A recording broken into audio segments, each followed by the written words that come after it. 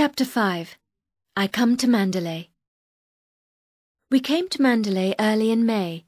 It was the best time of year, before the heat of summer. When we left London, it was raining hard. I remember Maxim saying, "This is London rain. The sun will be shining for you when we come to Manderley." He was right. Long before we reached Manderley, there was blue sky over our heads. I was glad to see the sun. I welcomed it as a sign of happiness. "Feeling better?"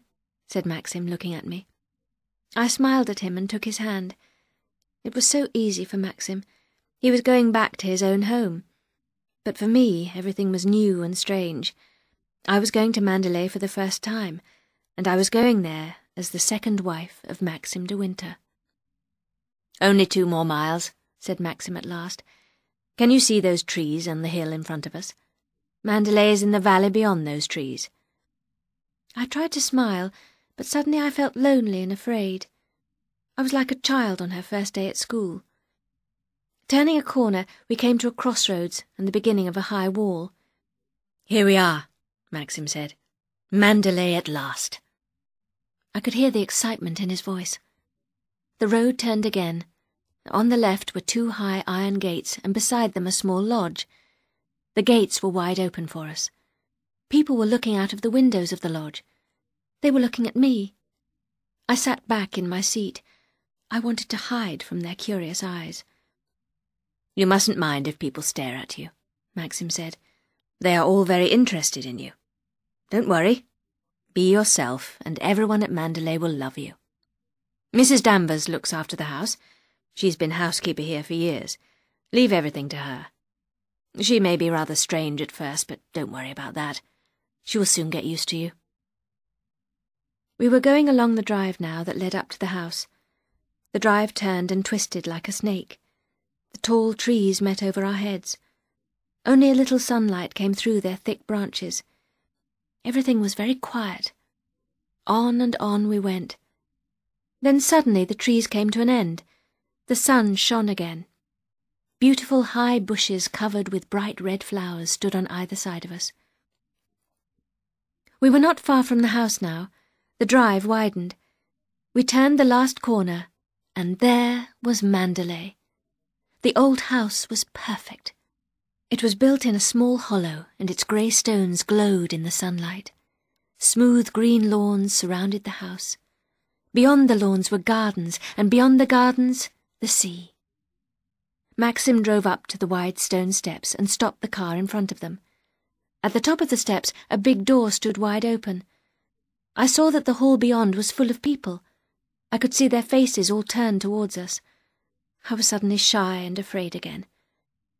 "What's the matter?" I said. "Who are all those people?" "I'm sorry," Maxim said. "This must be Mrs. Danvers' idea. Everyone who works at Manderley is here. Don't look so frightened. You won't have to say anything. I'll do it all." An old man with a kind face came down the steps. "Well, here we are, Frith," said Maxim. "Everyone well?" "Yes, thank you, sir," said Frith. "We are all very glad to see you at home again. We hope you're well. And Madam, too, of course." "Yes, we are both well, thank you, Frith. But we're tired from the drive and we want our tea. I didn't expect all these people." "Mrs. Danvers' orders, sir," said Frith. "I thought so," Maxim said. "Come on," he said to me. "It won't take long, and then you can have your tea in peace." We went together up the wide stone steps. Inside the open door, the servants stood in 2 lines. A tall, thin woman, dressed in black, came towards us. Her pale, thin face was hard. There was no welcome in her dark eyes. The hand she placed in mine was cold and heavy, like something dead. "This is Mrs. Danvers, our housekeeper," said Maxim. The woman began to speak in a cold, lifeless voice. I remember nothing of what she said. I suppose she was welcoming me to Manderley. As I thanked her, Mrs. Danvers looked at me with her hard, dark eyes. I dropped my gloves on the floor, and Mrs. Danvers picked them up with a twisted little smile on her lips. She could see that I was awkward and shy, and a little afraid of my new life at Manderley. Maxim noticed nothing. He thanked Mrs. Danvers quickly and took me into the library for tea. We were alone at last. A dog ran up from the fireside to greet us. He went first to Maxim, and then sat down beside me. I was glad of the dog's friendly welcome. The library was a large, comfortable room. Its walls were covered with books from the floor to the ceiling. Comfortable chairs stood on either side of a great open fireplace. From its long windows I could see the lawns, and beyond the lawns the sea. There was a quiet peace in the room. It was a place for rest, for reading, and for quiet thinking. Tea was brought to us by Frith and a younger servant. There was a special table and a snow-white cloth to cover it. The teapot and kettle were of silver, and the china was very fine. There were sandwiches, bread and butter, and several kinds of cake. There was far too much food for 2 people, but this was the tea served at Manderley every day. Maxim sat in a chair by the fire reading the letters that had been waiting for him. Now and again he looked up at me and smiled. I leant back in my chair, drinking my tea and trying to feel at home. It was true.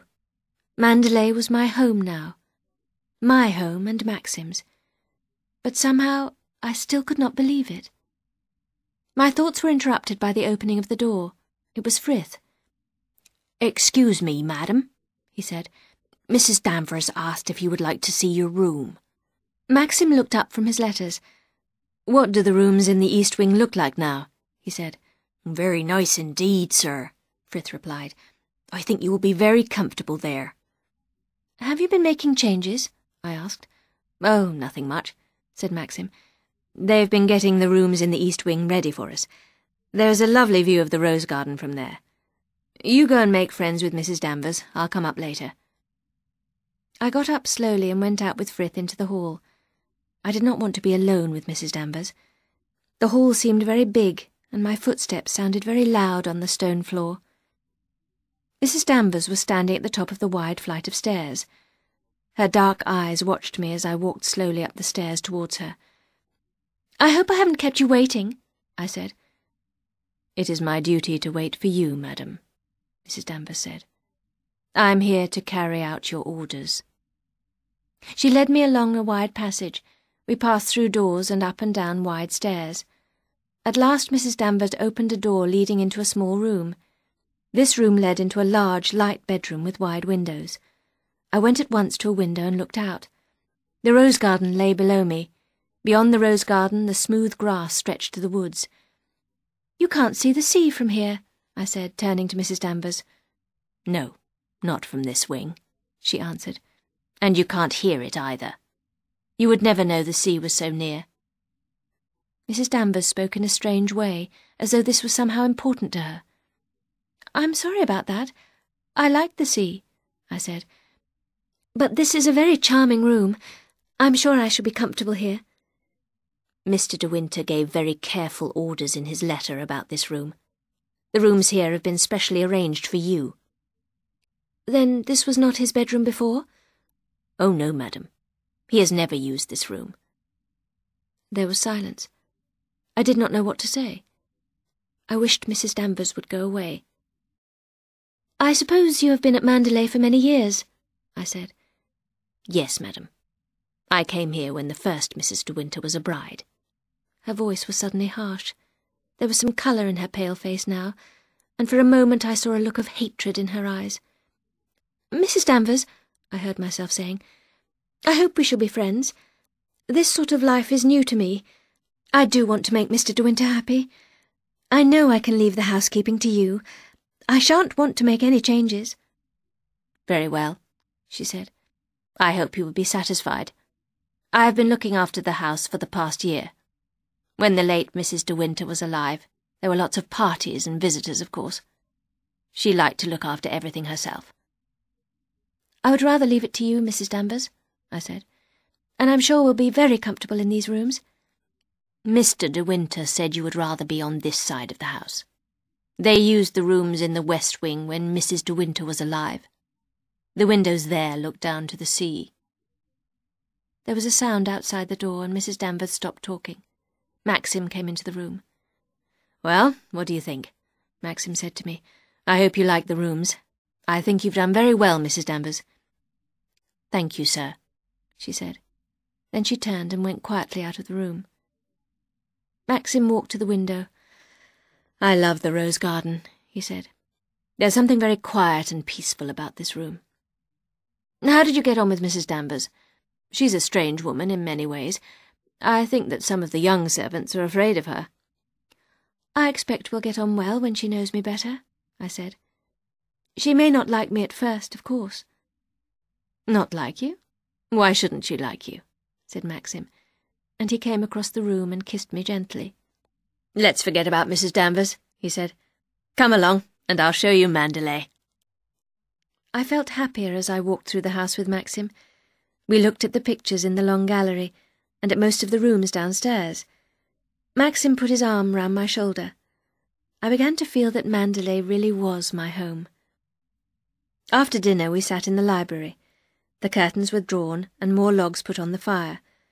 It was new for us to sit together quietly like this. In Italy we had walked about in the evenings or gone for a drive. Maxim sat in the chair to the left of the fireplace. He picked up the paper. He put a cushion behind his head and lit a cigarette. This is what he always did, I thought. This is what he did before he knew me. It is what he has done every evening for years. Maxim did not look at me. He went on reading his paper. He was comfortable, the master of his house. I poured myself another cup of coffee. I bent down to the dog and stroked its soft ears. Suddenly I shivered, as though a door had opened behind me. Someone else had sat in my chair. Someone else had poured coffee and stroked the dog. I was sitting in Rebecca's chair. I was leaning against Rebecca's cushion.